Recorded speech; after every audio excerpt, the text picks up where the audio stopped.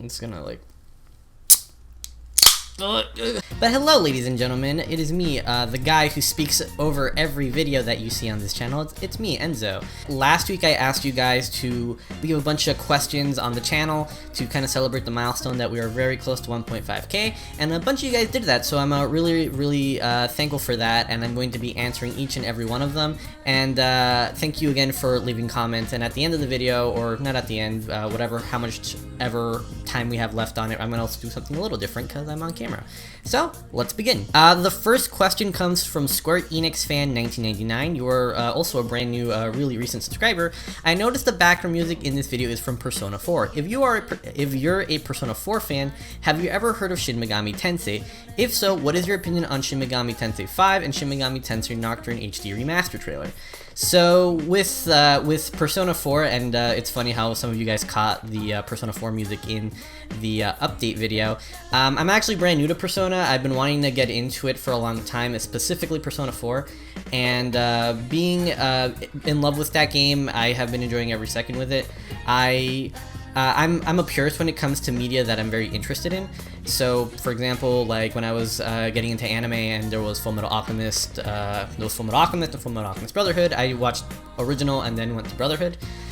So with Persona 4, I actually had a very interesting thing of, I wanted to obviously get into more Persona stuff, but I was mainly more interested in, it made me want to get into Shin Megami Tensei in general. So I've never played any of them. I don't know anything about the games. I know they are JRPGs by Atlas. I know they're very different to Persona, but I don't know anything about that, and Persona has made me want to really get into that. So with the Shin Megami Tensei questions for Nocturne and the Shin Megami Tensei 5, I actually watched the trailers for the first time right before this video, and I think they're coming at a perfect time.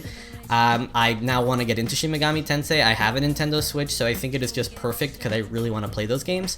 But I'm very excited. Those trailers look really good, and I can't wait for those games to come out next year, I think. Next question. And we actually have a couple from Anime Wolf 7, who is also a brand new person to the channel. Welcome, welcome. He has a couple. The first one is, have you played Persona 3? If so, how does it compare to Persona 4 and Persona 5 for you? So as I answered in the last question, Persona 4 is the first Persona game I've ever played. I was very interested in Persona 4 for a very long time, so the fact that it was always on Vita made me unable to play it, but when it came onto Steam, I was very excited for it.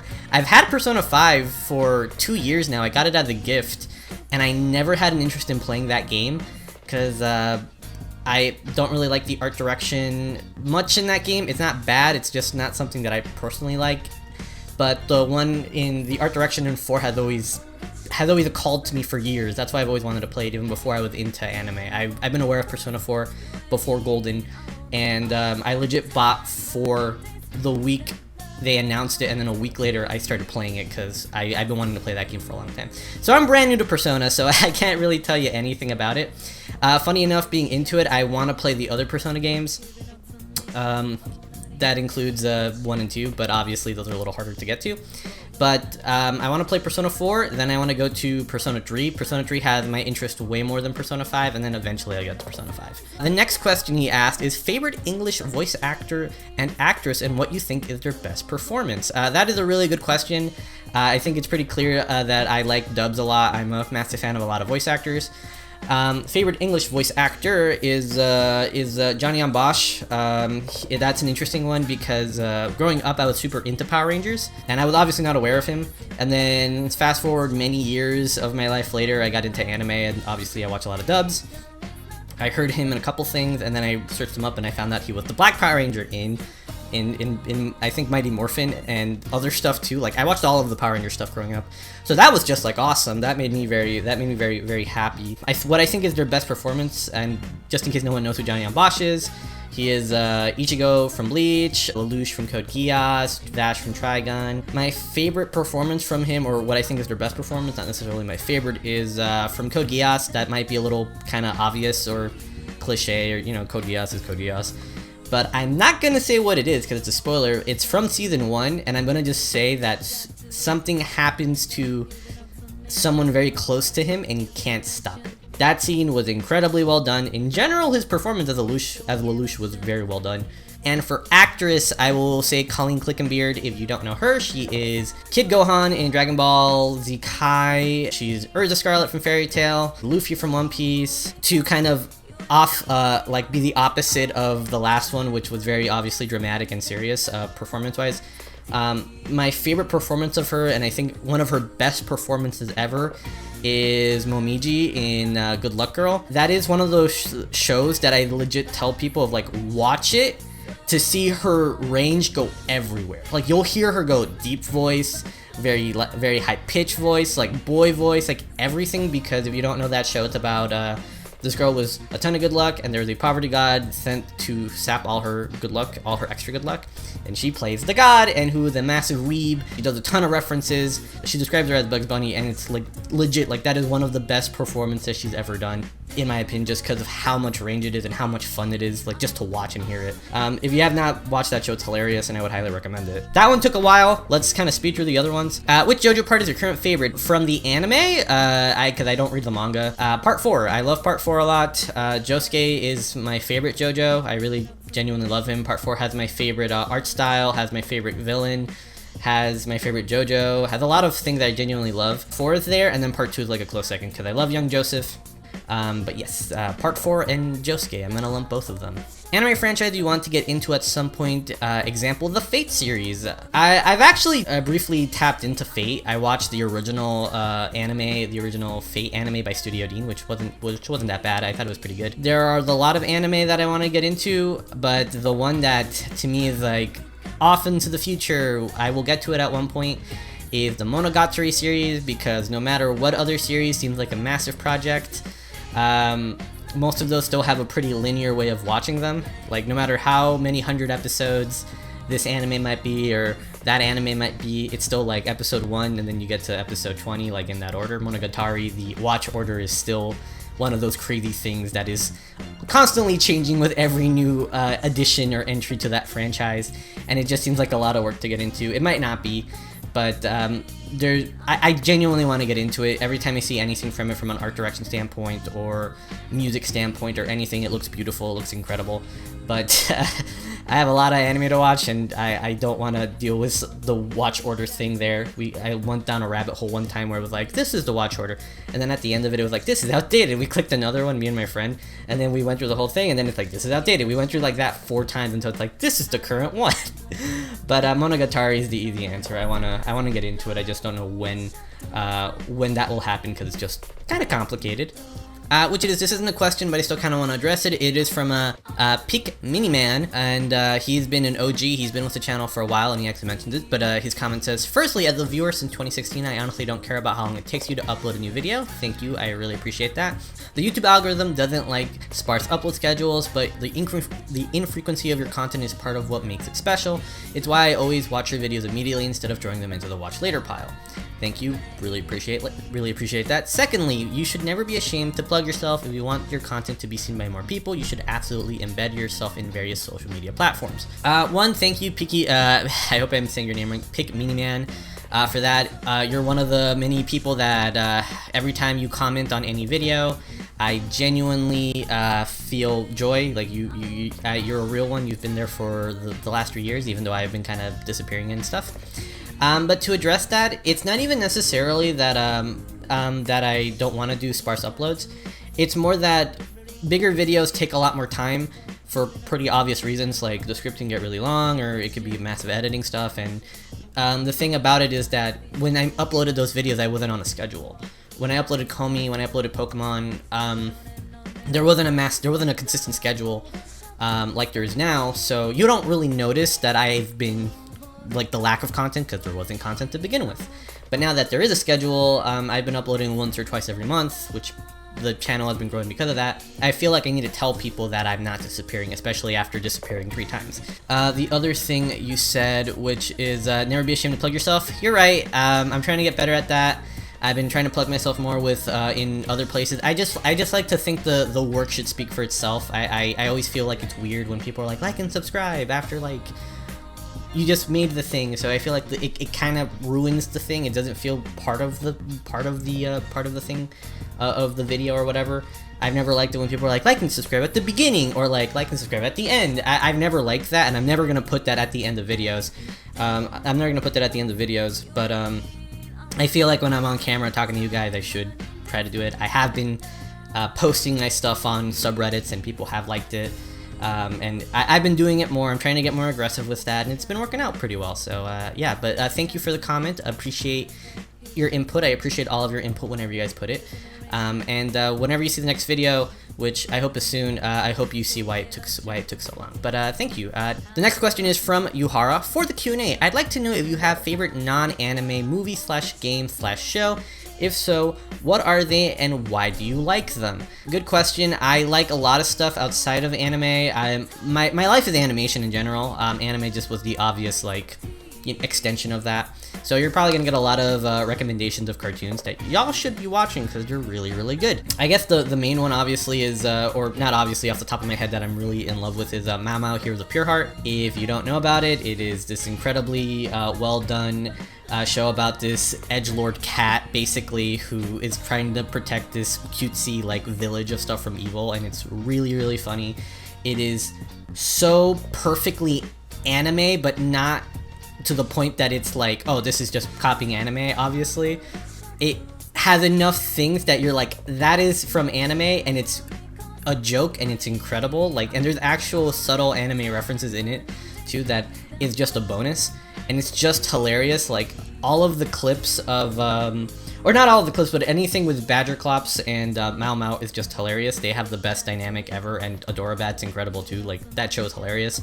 Other cartoons I'm really into is Amophibia, which is this fun, cute show with an overarching story about a girl who gets sucked into this amphibian-based other world, and it's genuinely very entertaining.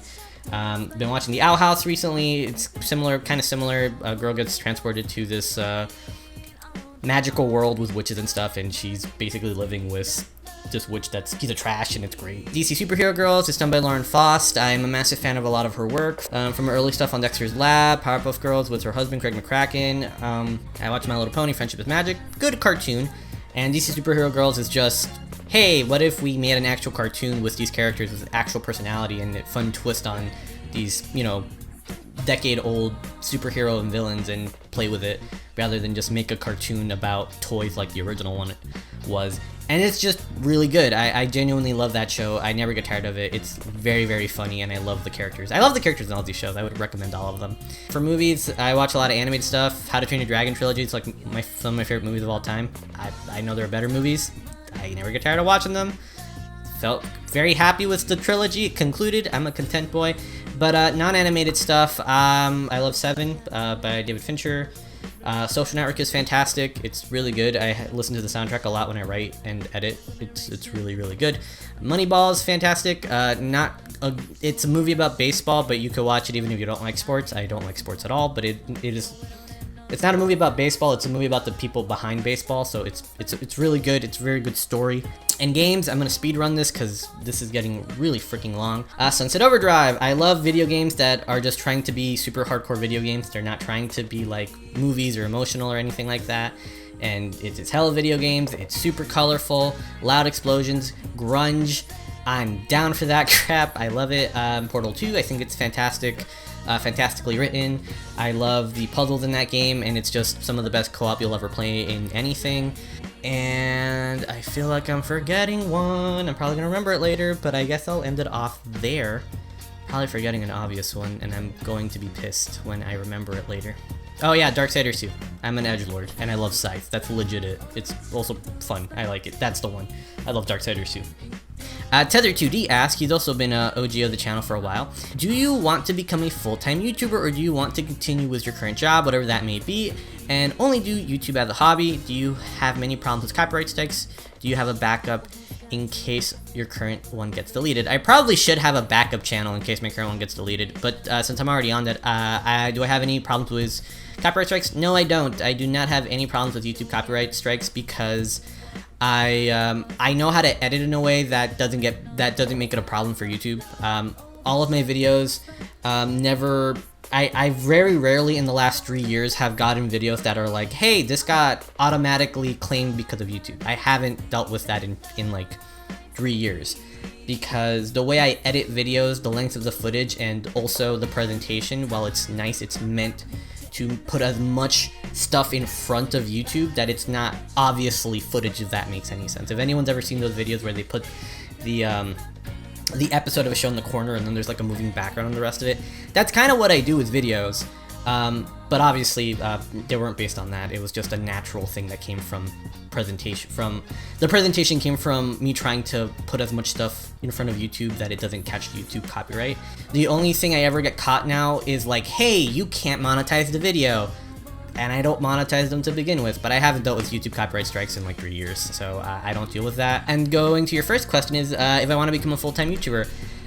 Yes, I would like to be a full-time YouTuber. Like, that's the dream, I guess. Like, that's what everyone wants to do. I obviously love it. I'm even if I don't, I'm still gonna be uploading stuff for the future, because it's just fun to make stuff and have my thoughts in like a very idealized version of it, like just somewhere that I can show people. But yeah, I would like to do it. Obviously, it's probably not going to happen, but I have a lot of fun making YouTube videos. I would love to do it all the time. I don't have like a hardcore job right now. It's just part-time. It's part-time or anything. If anything, I'd like a job with editing, because I like editing a lot. But yeah, I'd like for it to be my job. I don't mind it being a hobby right now. It's really fun. It's fun talking to you guys and just chatting about anime. So we'll gladly keep doing it. But yeah, I'd like for it to be a job. We have a question from Ayato, and he's a friend of mine. He's been supporting and watching the stuff for the last few years. So hey Ayato, and you have a big question. So thanks for that, dude. Have you considered doing a video on international involvement in the anime industry? I've noticed a lot more studios bringing in people from outside Japan as animators, composers, even directors. Just like to hear your thoughts on the progression and if studios are starting to utilize it more when in the past it was very, very rare. Still is, but seems it's becoming more accepted. Love your vids, Enzo. Keep up the good work and congrats on the deserved growth and recognition. Thanks, Ayato. And also, screw you, because this is a Q&A and you had to make me research, so screw freaking you. It's a good question, so I gladly researched it. It's in my area. But with that, my thoughts on it, I don't think I'll ever make a video on it because it's probably a much simpler answer than you would expect, but it's just the internet. The internet made everything so much more accessible all around the world. Back before that, it was legit like you were limited to your country, and then there's a massive like body of water between everybody. But with the internet, it's so easy to share your work all around the world.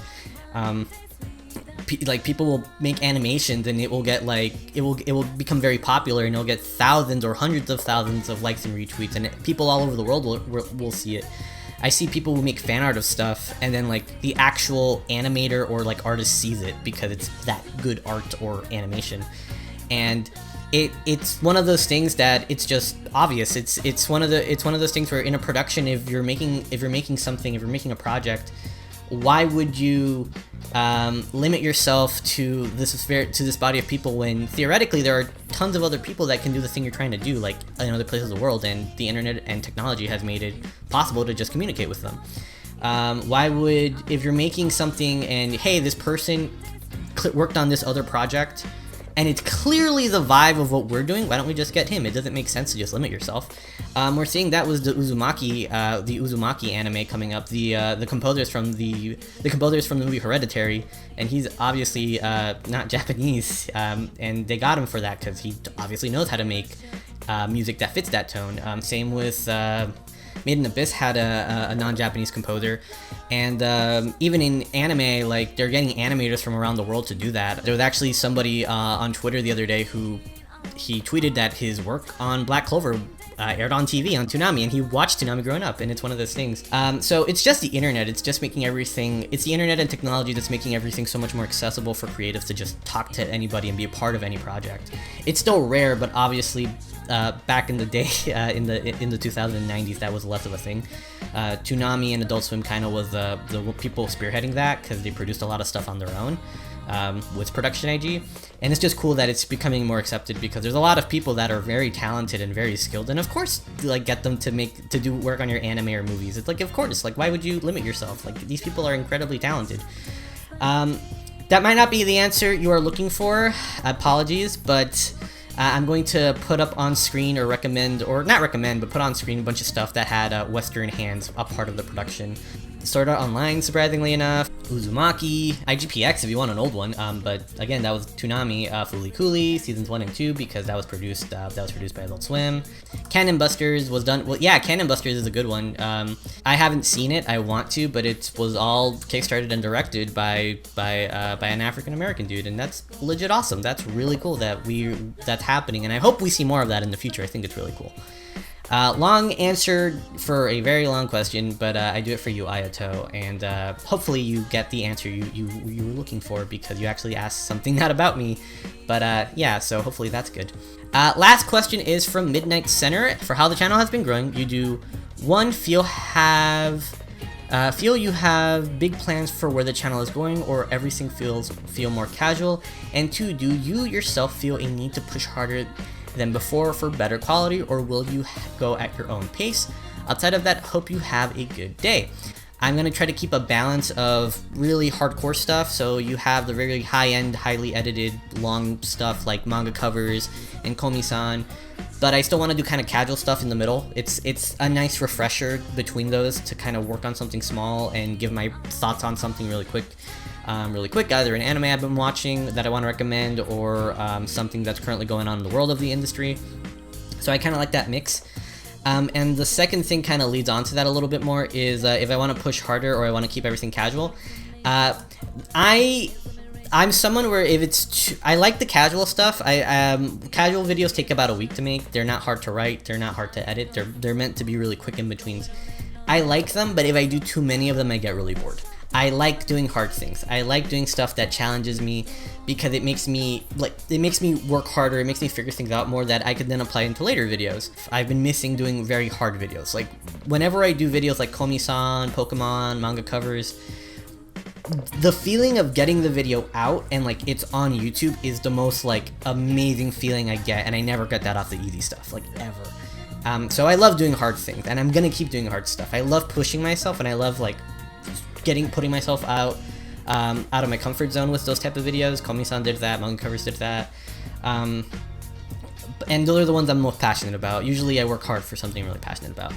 And that is all of the questions, so thank you for leaving them. I really appreciate it.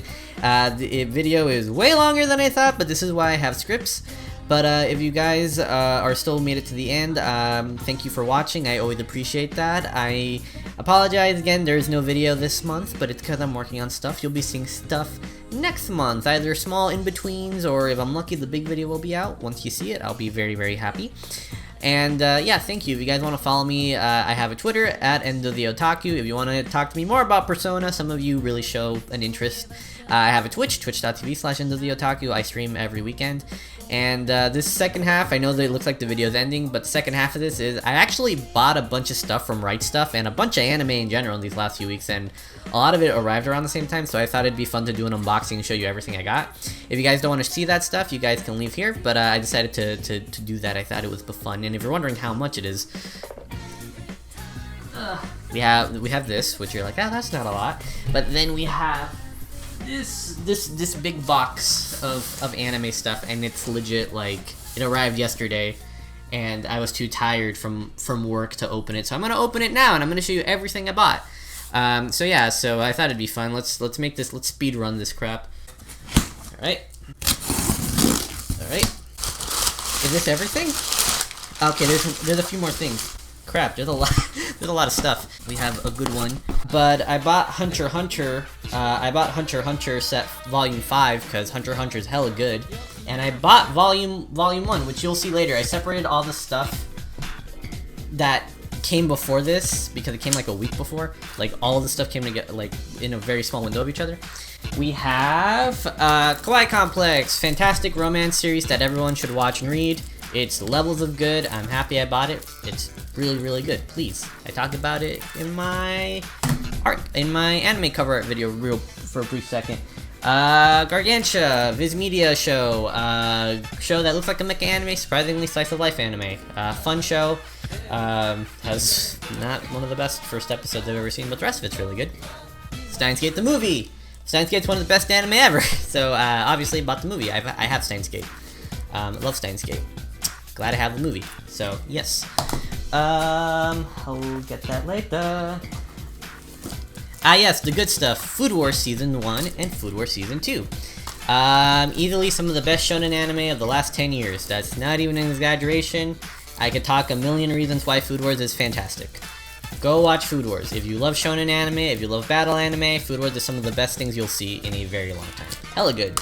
I didn't buy Season 3 because Season 3 is brand new, so it wasn't on sale that much. Which else do we got next? Oh, Snapples. NIS America, the company that I don't have any respect for anymore, and I'm scared a lot of their stuff is going out of print. So, Kimi ni Todoke Set Volume 3. Kimi ni Todoke Volume 1. And then my favorite thing, Kimi ni Todoke Volume 2. I'm so happy of this Amaray case doesn't match the Blu-ray that I have. But I bought it because Kimi ni Todoke is a fantastic romance series done by IG. And yeah, I love Kimi ni Todoke. Could not watch it in HD because it's not on Crunchyroll in HD, so I can watch it in HD now. Alright, we got biggies, we got big stuff. Alright, we got Sailor Moon Limited Edition Set 1. I don't have the second half of Season 1 because this is cheaper. It made more sense to get this. Sailor Moon Limited Edition Season 2 Set 1. So I have the first half of Seasons 1 and 2 in Limited Edition. I gotta get the second half of them later, and I will get the other seasons later. And then Noragami Arigato Season 2. I'm not even a big fan of Noragami, but it was 20 bucks. It was cheaper than the standard, so duh, I'm gonna get it. We're not lasting. Wow! They have the surprise $25 gift box that you get for free if you spend 75 bucks or more, and I used the coupon for that, and I got Achikochi Place to Place on DVD, and I'm actually upset because I would have rather got the Blu-ray. So this is just funny that I have it. I will now dip the Blu-ray in the future, I guess, when it's cheap. I find it funny that I have the DVD of Achikochi. I hate DVDs, so I think it's just really funny. And you're like, is that everything? No, because I have more stuff. Alright, so other Right Stuff things I bought a week before this one. I bought Nyan Koi because it was $7 on Right Stuff, and I actually want to watch it. It looks really funny. For $7, it's good. It's a good show. Hunter x Hunter Set 1. I'm still missing on one Hunter x Hunter set they haven't sent me. One Hunter x Hunter set I haven't sent me. Tanaka-kun is always listless, limited edition, because it was so cheap. Why would I not buy it? One of the best comedy animes of the last 10 years. That sounds extreme, but it's actually really well-written comedy that's not based on exaggeration. But I'd like to talk about it in the future. Another surprise thing from Right Stuff, I got Space Brothers Volume 3 on Blu-ray, which I can't even watch it because it's Volume 3. Are we done? No, we're not, because I bought more stuff. Not even on Right Stuff. Let's do this crap. So one of the things I've started within this hobby of collecting anime is, if anyone remembers when Funimation would make these limited editions for all the anime they have, and you can see what I have there, they didn't really come with much. It's just like a case and 2 Blu-ray discs. They made it for a lot of shows, and now those shows are old, and these shows are not popular, they're niche, so now a lot of these are being sold on third parties, from Amazon third party for super cheap. And one of my goals is to see how many of these I can get for dirt cheap, and it's been a fun hobby. I bought Bento brand new recently, which I bought it for $14.97, cheaper than the standard, and it was brand new, completely sealed, so that made me happy. I bought Okami-san and her 7 Companions for $6.67, and it was way cheaper than the standard, and it actually works, and it's actually one of my favorite limited editions from Funimation. And then I bought Space Dandy Season 1 for $15, and it actually comes with art cards, which is really cool. But that's all the anime I bought. It's a lot of anime. There's a stack of anime right off the side of here, but that's all the anime I bought. I thought you guys would think it's cool. But yeah, again, thank you guys for watching the stuff. You'll be seeing new content real soon. Next month, you're going to be seeing some smaller videos, or hopefully the big video will be out. I have to get to recording because it is late, and this is when I record stuff. So again, thank you for watching. Hope to see you in the next video. And bye, guys. Again, thank you for watching.